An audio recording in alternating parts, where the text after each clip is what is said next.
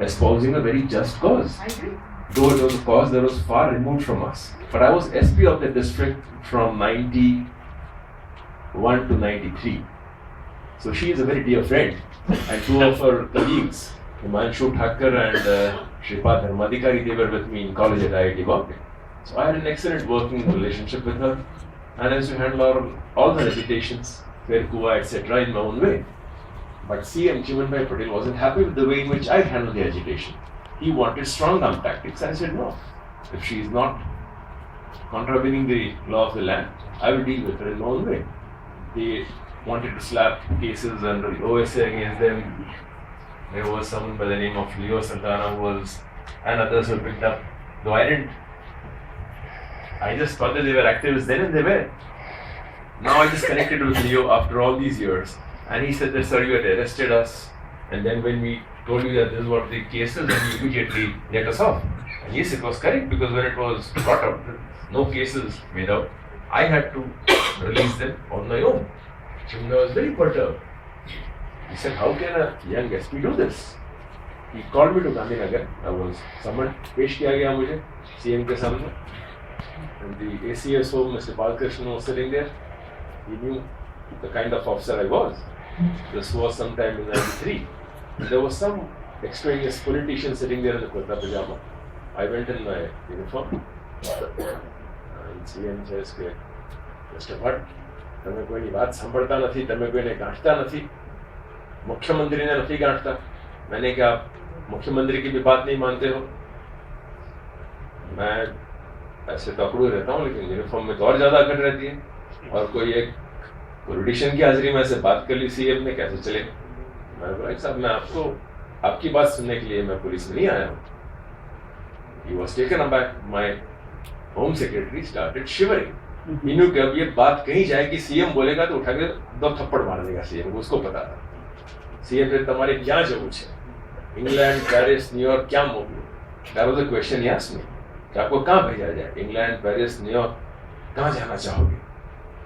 अच्छा सर, आप मुझे जहन्नम में भेजे, काम तो मैं मेरे तरीके से करूँ. I didn't like the tone in which he spoke with me, so I spoke back in the same tone.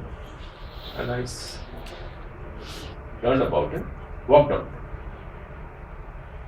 So that was intolerance. But very next day, this was on Dhanteras.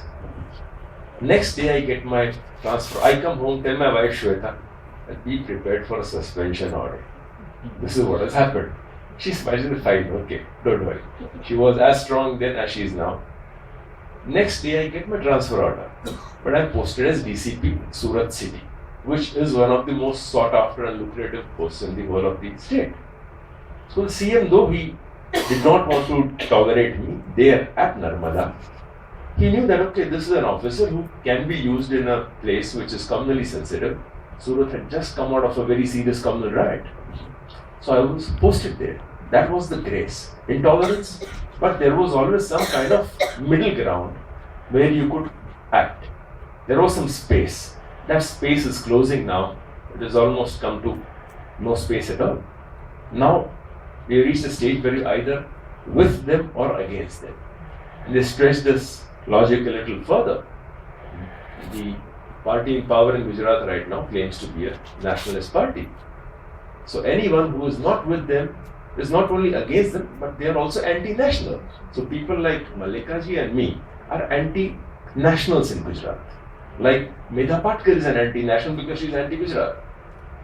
If she espouses a right cause, she is not anti-Gujarat, she is for some people who want their voice to be heard. So this intolerance has been increasing since the early 90s, and now it has been fine-tuned to a art which has to be experienced to be believed. So as she rightly said, Gujarat is very vicious. It is not Chhattisgarh, it is not the Wild West. This is intolerance, hatred, fine-tuned to perfection. And they want to make examples of people like her or anyone who have been struggling for so long. Not just to harm or damage them or us, but to send out a message that no one should question, no one should even dare raise his head in Gujarat. And Gujarat has been the laboratory of the politics of hatred Now also the fine-tuned politics of intolerance. And if it succeeds there, they would like to replicate this all across the country. It is a very dangerous phenomenon which has taken place in Gujarat for the last almost 2 decades. And that's where we are. Yeah, sorry, I digress a little.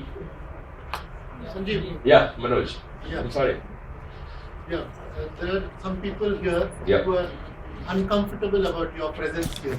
Okay. They feel that you are a bit of a misfit amidst human rights defenders. Even I felt so last evening because I come from the other side. Yeah. Yeah. No, it's not only because you are a police officer, but also because today, especially after the Supreme Court rejected your application, people feel that look, you are on the other side because you are facing a custodial death allegation.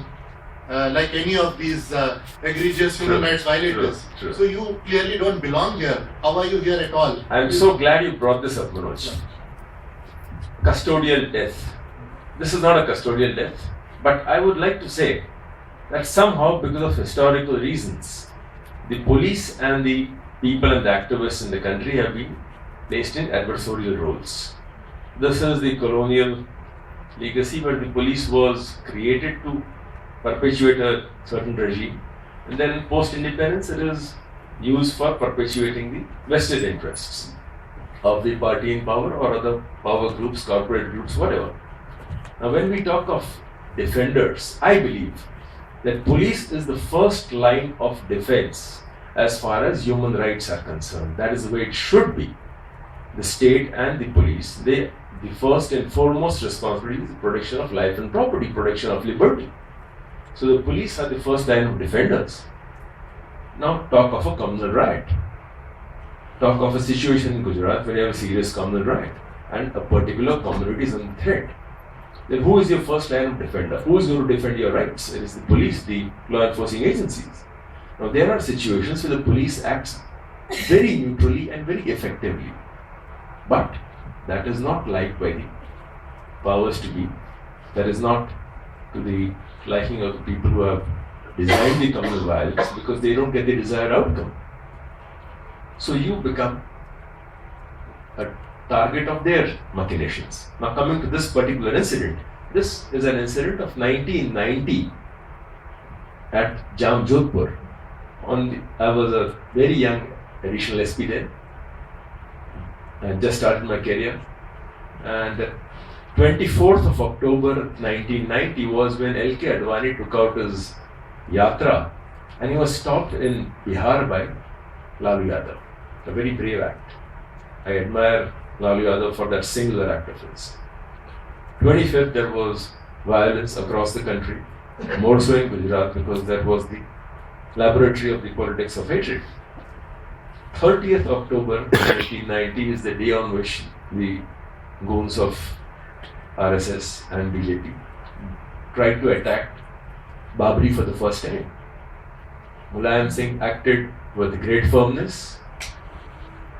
Lives were lost, but law prevailed. Mulayam Singh was made Mullah Mulayam Singh overnight. He was branded Mullah Mulayam. 30th October was a Bharat Bandh call. Jamnagar was a district where there was no history of communal violence, but the VHP had to carry out a capability demonstration. So in a place called Jamjodhpur, they burnt a mosque and 15 Muslim houses and misbehaved with Muslim women. I was rushed there. I was asked by my control room to go there. It was not my area. I was rushed there, and we went there. We got curfew to be imposed and implemented, and 133 activists of the VHP were arrested from amongst the riotous mobs in the streets. 25 of those people had sustained serious injuries while being arrested. Injuries like fractures, which they sustained during the police lathi charge or while trying to escape the police, while trying to jump from places where they could not have jumped. 7 had serious burn injuries, burns while committing arson. So 32 or 33 of them were sent to the primary health center under a police yadi for further treatment. The man who died, unfortunately, the VHP activist who died, he was not amongst those. So all of them were presented before the magistrate on the next day. No one complained of any police atrocity. So they were sent to the judicial custody where they stayed for a week. I'm sure quite a few of you who are here have been to jails like I have been. So as in when you enter a jail, they examine you physically. And if there is any injury mark on your body that is noted down, they ask you, has the police misbehaved, do you have any complaint, any physical ailment? That is when it is taken down. If you say yes, or if they feel that something is being concealed, they would send you to a hospital or to the jail doctor and then to the hospital for the treatment. This gentleman was examined. There was no injury mark, there was no complaint on his behalf, and he was lodged in the jail. On the third day, when he was in jail, he complained of backache, back pain, and he said, "Utfa beswama taklif." There is difficulty in getting up, sitting down, etc. So he was sent to the urban hospital, where he was treated as an outpatient, and they gave him some painkillers, and he came back. After 7 days, all of them were bailed out by a court, by a common order. He goes home, goes back to Jamjodhpur. After 3-4 days, he develops some problems, so he consults a local doctor at Jamjodhpur. There is no complaint till that time, no complaint against the police anywhere, any forum. Local doctor feels there is something wrong with his kidney which needs further examination, so he's sent to a place called Rajkot, which is the hub of Saurashtra. There he is admitted to a hospital, Gondia Hospital. He is treated by a nephrologist, and on the 5th day of his treatment, on the 19th day of his release from of his arrest and 12th day of his release from judicial custody, he dies while being treated in a hospital for a kidney ailment. No complaint, no MLC, no medical legal case till then. So, on his death, his dead body is handed over to his brother, and they are taking it back to Jamjodhpur. On the way, they stop at Jamnagar, where they are met by certain Vishnu Parishad activists, and they say that if you get a post-mortem performed on his body, you will at least get compensation, because his body was handed over without any post-mortem, because there was no complaint till then. And I had been transferred out from the district on the 3rd. This incident happened on 30th October. 3rd November, I was transferred out because Jamjodhpur was the constituency of Chimanbhai Patel. So when I arrested these people, same evening the CM tells me that all of them should be released and don't apply these provisions of law. As a young additional SP, I said, no sir, that is not possible. Because on the previous night in Jamnagar at Shankar Bakery, I have arrested 87 Muslims, applied the same provisions of law. If I act differently today, I cannot face the mobs tomorrow. I have to be seen to be acting very impartially. Not only act impartially, but to be seen to be acting impartially. Only then can I control counter violence. I had that clarity then. I have had it all these years. So, 3rd day I was transferred out because on the 1st, the CM had to seek a vote of confidence. 1st of November 1990, Chiman Patel, who was running his government with the support of the BJP, had to win a vote of confidence. So he had assured them that the boy will be transferred out.